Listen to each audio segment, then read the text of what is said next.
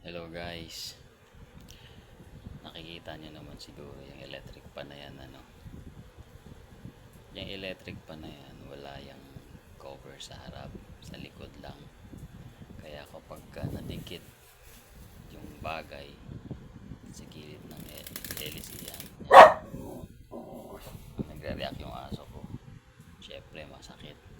Pero yung LC na yan at ikot ng electric pan, patitigilin ko yan gamit ng isang daliri. Hindi siguro kayo naniniwala na kaya kong patigilin yung LC gamit yung isang daliri, no? Pakita ko sa iyo kung paano. Simple lang, ganito lang ang gagawin natin.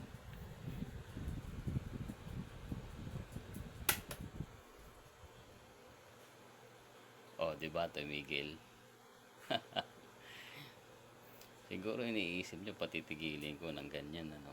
Hindi, masakit yun, no.